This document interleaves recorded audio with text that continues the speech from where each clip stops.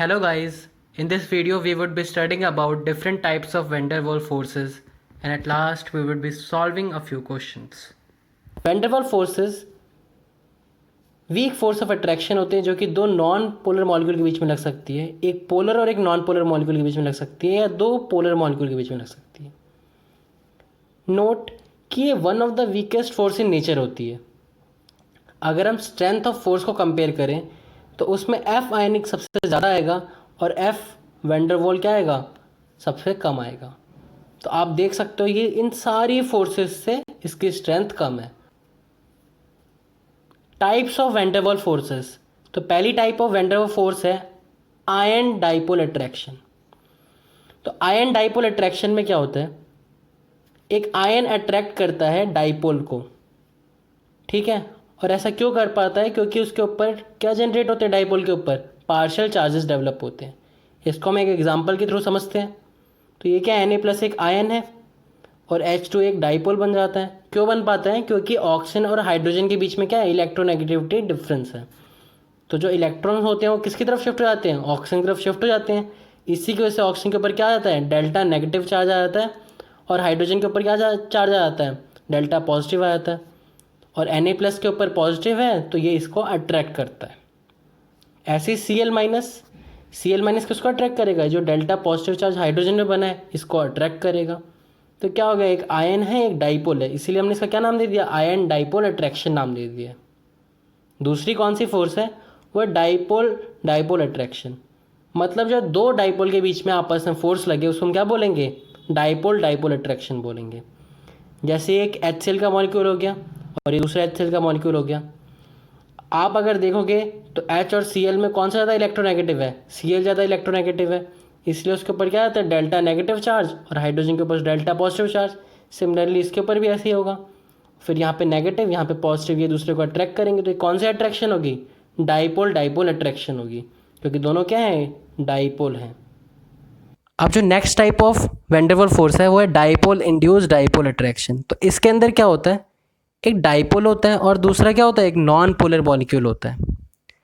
जैसे कि H2 क्या हो गया, एक डाइपोल हो गया और ये जो Cl2 एक नॉन पोलर मॉलिक्यूल होता है, क्योंकि इसमें कोई भी डेल्टा नेगेटिव और डेल्टा पॉजिटिव नहीं बन सकता अगर ये आइसोलेटेड स्टेट में है, क्योंकि क्या है, दोनों की इलेक्ट्रोनेगेटिविटी सेम होती है।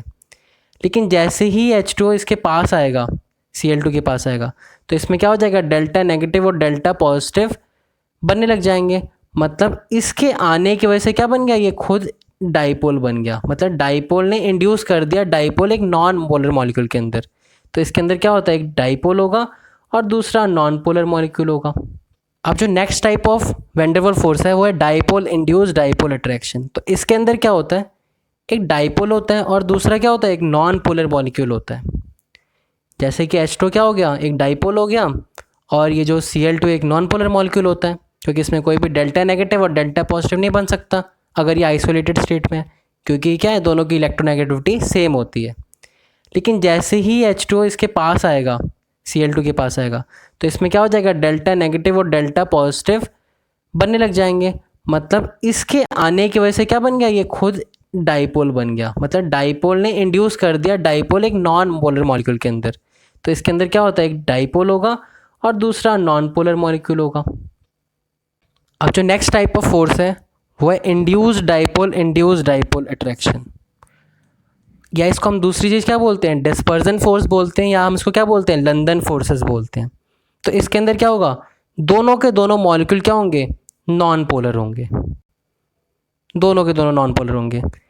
अब क्या होता है कि दोनों जब आइसोलेटेड होंगे, अकेले होंगे, तो ये नॉन पोलर ही होंगे। जैसे कि हमने दो मॉलिक्यूल ऑफ Cl2 ले लिया, एक ये Cl2 हो गया, एक ये Cl2 हो गया। अब अगर हम इसे आइसोलेटेड स्टेट में देखेंगे तो इस पर कोई भी डाइपोल नहीं बनेगा।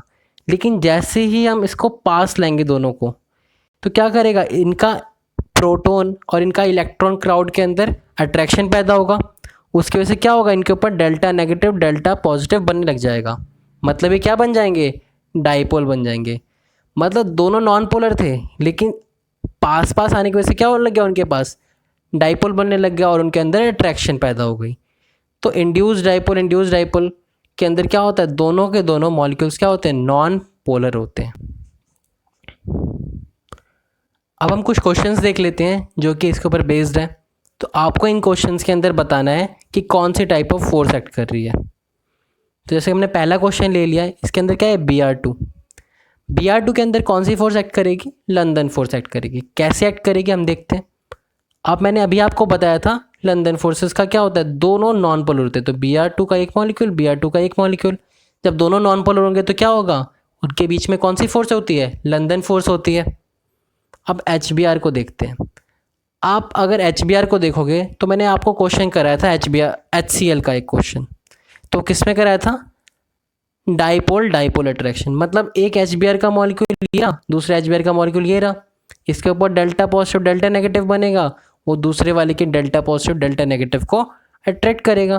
तो इसके अंदर कौन सा हो गया, डाइपोल डाइपोल अट्रैक्शन हो गया। थर्ड कौन सा है, NaCl इन वाटर। हमने सॉल्व करा था आयन डाइपोल अट्रैक्शन। तो हमने जो पहला एग्जाम्पल करा था आयन डाइपोल अट्रैक्शन का, तो आप अगर देखोगे जैसे हम पानी के अंदर डालेंगे NaCl को, तो क्या ब्रेक हो जाता है, Na+ और Cl- ब्रेक हो जाता है। तो Na+ किसको अट्रैक्ट करेगा, ये जो डेल्टा पॉजिटिव नेगेटिव बना होगा ना इसके पास, ऑक्सीजन के पास डेल्टा नेगेटिव जो बना होगा उसको अट्रैक्ट करेगा वाटर के अंदर। और क्लोरीन किसको अट्रैक्ट करेगा, ये जो डेल्टा पॉजिटिव हाइड्रोजन बना हुआ है इसको क्लोरीन अट्रैक्ट करेगा। अब अगला क्वेश्चन है H2O एंड HBr। अभी हमने देखा कि H2O क्या होता है, एक डाइपोल होता है, और HBr भी हमने देखा था क्या होता है, डाइपोल होता है। मतलब दोनों के दोनों डाइपोल है, तो कौन सी फोर्स एक्ट करेगी, डाइपोल डाइपोल अट्रैक्शन। आप इधर देख सकते हो HBr और इधर H2O, तो Br किसको अट्रैक्ट करेगा, इधर के हाइड्रोजन को अट्रैक्ट करेगा। ऐसी ऑक्सीजन किसको अट्रैक्ट करेगा, इसके हाइड्रोजन को अट्रैक्ट करेगा। अब नेक्स्ट है H2O। तो कई बार गलती क्या हो जाती है कि बच्चे इसको टिक कर देते हैं डाइपोल डाइपोल अट्रैक्शन, जो कि है गलत। क्योंकि H2O के अंदर कौन सी फोर्स एक्ट करती है, हाइड्रोजन बॉन्ड एक्ट करता है। कैसे, और हाइड्रोजन बॉन्ड कहाँ पे होगा कहाँ पे नहीं होगा, तो हाइड्रोजन बॉन्ड हमेशा वहाँ पे होगा जहाँ पे हाइड्रोजन की बॉन्डिंग होगी 3 मॉलिक्यूल के साथ। कौन कौन से, नाइट्रोजन, ऑक्सीजन और फ्लोरीन। और किसी के साथ भी अगर हाइड्रोजन की बॉन्डिंग है तो वहाँ पे हम उसको हाइड्रोजन बॉन्ड नहीं बोलेंगे। सिर्फ कब हाइड्रोजन बॉन्ड बोलेंगे, जब नाइट्रोजन, ऑक्सीजन और फ्लोरीन के साथ उसकी बॉन्ड। अब अगला क्वेश्चन है H2O एंड HF। तो इसके अंदर भी कई बार बच्चे क्या गलती कर देते हैं, डाइपोल डाइपोल पे टिक कर ले आते हैं।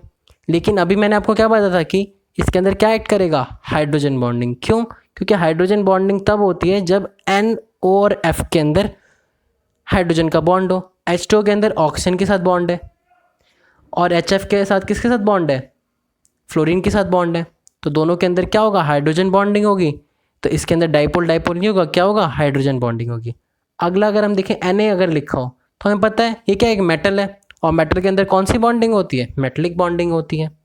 अगर हम देखें Na+ और Cl-, तो देखो यहाँ पे क्या है, हमने पढ़ा हुआ है attraction between 2 ions is known as ionic bond. तो यहाँ पे कौन सा बॉन्ड एक्ट करेगा, आयनिक बॉन्ड बनेगा। अब अगर मैं लिख दूँ और Cl2, ये भी हमने एक एग्जाम्पल में देखा था, कौन सा था वो, आयन इंड्यूस्ड डाइपोल। इसको आप उसी के एग्जाम्पल में देख सकते हो, वहाँ मैंने अच्छे से एक्सप्लेन करा हुआ है। If you like our video, please share, like and subscribe to our channel, and do show your love in the comment section. Thank you.